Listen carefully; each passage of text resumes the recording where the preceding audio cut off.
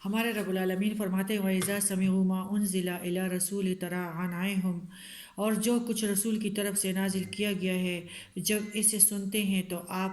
دیکھتے ہیں کہ ان کی آنکھوں سے آنسو بھی نکلتے ہیں، اس لیے کہ وہ حق کو پہچان لیتے ہیں۔ کہتے ہیں کہ اے ہمارے رب ہم ایمان لے آئے، لہٰذا ہمارا نام گواہی دینے والوں میں سے لکھ دینا۔ آخر ہم اللہ پر اور جو حق ہمارے پاس پہنچ چکا ہے اس پر کیوں ایمان نہ لائیں؟ اور ہم تو یہ بھی امید رکھتے ہیں کہ ہمارا رب ہمیں صالح لوگوں میں شامل کر دے گا۔ ان کے اس قول کے عوض اللہ انہیں ایسے باغات عطا کرے گا جن میں سے نہریں جاری ہوں گے، جن میں وہ ہمیشہ رہیں گے، اور احسان کرنے والوں کا یہی بدلہ ہے۔ اس میں ہمارے نجاشی کا ایمان ہے، اور وہی عیسائی جو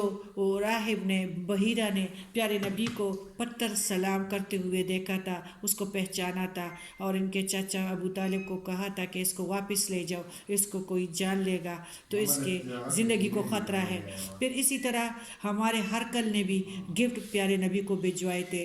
اور نجاشی جو حبشہ کے بادشاہ تھے اور مشرکین نے وفد کو بھجوائی تھی کہ مسلمانوں کو واپس کر دے، لیکن اس نے اس وفد کو بری طرح ذلیل کر کے واپس بھیجا،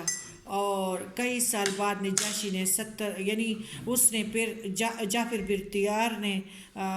سورہ مریم نجاشی کے دربار میں سنایا، اور جب اس نے سنا تو اس نے تنکا اٹھایا نجاشی نے، اور مسلمانوں سے کہنے واللہ جو کچھ تم کہتے ہو، جو کچھ تم لوگوں نے مجھے سنایا ہے، عیسیٰ علیہ السلام اس تنکے کے برابر بھی اس سے زیادہ نہیں ہے۔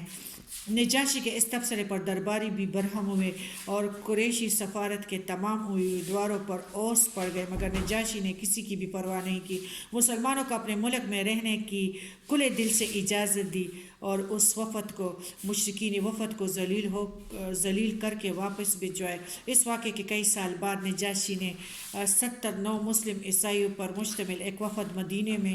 رسول اللہ کے خدمت میں روانہ کیا۔ یہ لوگ جب قرآن سنتے تو ان پر رکعت طاری ہو جاتی، اور فوری جذبات سے آنسو ان کے بہنے لگتے، اور زبان سے کہتے ربنا آمنا کہنا شروع کر دیتے تھے۔ اس آیات پر انہی لوگوں کی کیفیت اللہ نے بیان کی ہے۔